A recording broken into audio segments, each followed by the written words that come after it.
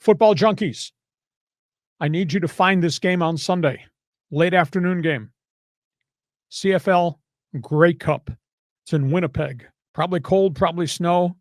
3 downs, 110-yard field. It's really a different look. Canadian Football League Grey Cup, Montreal Alouettes versus Saskatchewan Roughriders. That's one piece of gear I don't own. Don't own anything with a Saskatchewan logo on it yet, but that's possible. This is a really interesting story. You got one quarterback by the name of Trevor Harris who spent his whole life in the Canadian Football League, and all he does is win. He's starting quarterback for Saskatchewan. Montreal's quarterback is a young kid, a Canadian college quarterback that stayed home. His name is Davis Alexander. His record is 13-0 as a starter for the Montreal Alouettes. Wow. And both these teams, Montreal, Saskatchewan, pulled off upsets to get to the CFL finals. Montreal upset the heavily favored Hamilton Ticats last week, and Saskatchewan beat the BC Lions and their record-setting young quarterback, Nathan Rourke, who you and I have spoken about in the past. So, interesting way to get to the end of the season. But if, hey, football junkie, when you're done watching NFL football, search out where you can find the Canadian Football League championship game, the Grey Cup. It's kind of cool. Let's talk IndyCar racing. This is really an interesting story. We've been talking about Indy drivers wanting to go to Formula One, with the new Cadillac, the Andretti team. Here's an F1 driver coming back. This one's a really intriguing story. Mick Schumacher, the son of the legendary Michael Schumacher, who had been with Team Haas, has been stateside testing for Bobby Rahal Lanigan IndyCar team, and they might sign him to a contract. He's a really intriguing young driver, just had a real tough run with new Haas F1 team, the American team. Meanwhile, the Ferrari ownership, which last week dumped all over its drivers, Charles Leclerc and Sir Lewis Hamilton, told them to quit fighting, quit being so public, just get focused. Meanwhile, the media in Europe is just bagging on the Ferrari ownership, saying, quit beating up your drivers, give them a better product. They call them French taxi cabs. Don't give Sir Lewis Hamilton and Charles Leclerc French taxi cabs to race in Formula One races. So they've come to the defense of the two drivers there. And the last topic has to do with the Hockey Hall of Fame. What an amazing week it was. They inducted this next group of guys in Toronto, the Hall of Fame dinner. Hall of Fame dinner involved Joe Thornton, legendary San Jose Sharks star. He played 24 years in the NHL. Just think about that. Wow. We're talking about Gordie Howe's greatness. Yeah. Joe Thornton scored 423 goals in 24 years. Also added Zdeno Chara, 6'9" defenseman, Boston Bruins. He played 20 years in the NHL, came from Slovakia. Alexander Mogilny, the Russian who defected in the middle of the night, left his family back there. He scored 76 goals one season for the Buffalo Sabres. And Duncan Keith. Nobody knows defensemen. Nobody pays attention to defensemen. He was on the blue line with the Blackhawks for 16 years. So great, great guys. Thornton is really a special gentleman. 24 years taking face-off, scoring goals in the National Hockey League. And one sidebar story in the media. We just lost one of the really great NHL writers in the early morning hours today. His name was Larry Brooks. Unless you're an East Coast guy, unless you're in New York and followed the tabloids, this guy covered hockey for 3+ decades, Rangers, Islanders, and all things NHL. He's in the Hall of Fame in the journalist wing. Larry Brooks has passed away, worked for the New York Post. And some of the press conferences he went to, hilarious, historical.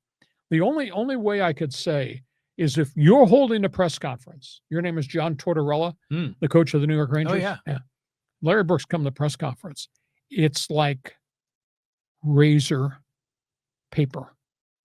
The conflict between Tortorella and Brooks over tough guy questions. Really? Oh, my goodness. Some of the stuff that was said at press conferences.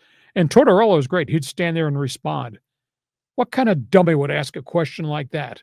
And Brooks would say, your power play's 0 for 19. That's not a dumb question.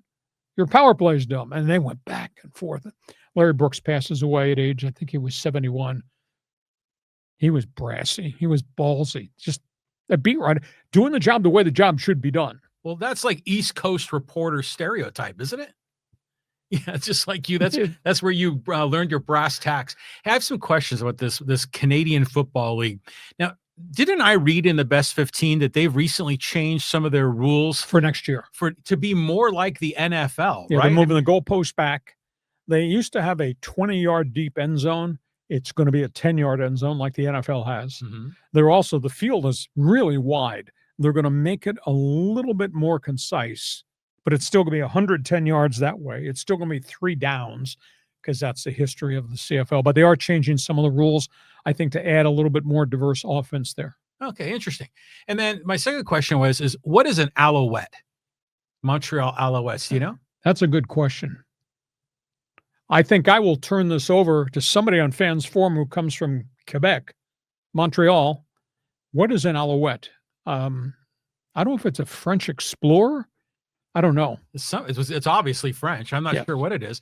And then the last thing is like, you see the logo up there for the Grey Cup. Isn't gray one of those words that you always like? Is it with an A or is it with an E? In Canada, it's with an E. So that must be the British spelling, maybe, that Canada has adopted. No, I think it has something to do with the founder of Canadian football, which came out of rugby ties. I think his last name was Gray, and I think that's where they named the championship. So it's not the color; it's the last name of somebody who founded it. Interesting. You hang with me long enough, there'll be a lot of odd stuff that'll just kind of surface out. Here's less tidbit about the Grey Cup. So I'm a young kid growing up on Long Island, black and white TV. I see my first Grey Cup game. I was really young, maybe 8 or 9 years old. This is the 1960s. I saw CFL Grey Cup game. I kind of knew a little bit. Well, this is Canadian Football League. I didn't know about the rules and all that. And it was a Hamilton Ticats versus, might have been Saskatchewan in the Grey Cup finals. This had to be in the mid-60s. And the game was on TV. I think it was on ABC. They did it as part of Wide World of Sports. Remember? Yeah. It was foggy. They played the game in the fog, and you could not see the plays nor the end result of the players. One quarterback was a Hall of Famer, Russ Jackson, who's a monstrously big historical name in Canada. The other quarterback was a kid from Iowa. I think his name was Joe Zuger. I saw that game. You could not follow it, and it was total fod bank. I think it was might have been played at CNE Stadium in Toronto, which is sat right on the lake. Most historical thing you could see, because the championship game's always played in November. That was just, I bring that up to my Canadian guys all the time. But I remember this. They say, oh, yeah. And everybody to this day still talks about it. It might have been 1962, maybe 1964. Well, there was an NFL game that was like that. It was like the Bears and the Eagles or something. Exactly. And I remember, like, from the booth, they couldn't see the field. I mean, it was that foggy. You couldn't go the distance of the stands from their booth down to the grass field. So I don't know, when you were watching it on TV, it's just watching a cloud the whole time. Yeah. I did play-by-play in one NFL game with the Chargers. I don't know where we were, but it was really foggy, and we could not see the far sideline. So they'd run a sweep right, and a guy run into a fod bank, you wouldn't know where he was. Or he'd throw a pass down the right sideline, no idea. So we tried to cheat, and we tried to actually do it off the TV monitor, and it worked, because the TV networks had a ground level camera, not the camera levels from up top in the stadium or at press row level. So we started cheating, and we could see it. You could see the guy running sweep right, and he picks up 8 yards in the fog. Well, that's not cheating. That's just trying to do your job. Damn right. Okay. We put all the topics on the table there are. Hope you've enjoyed this podcast. Now it's your turn to take it over. It's called Fans Forum.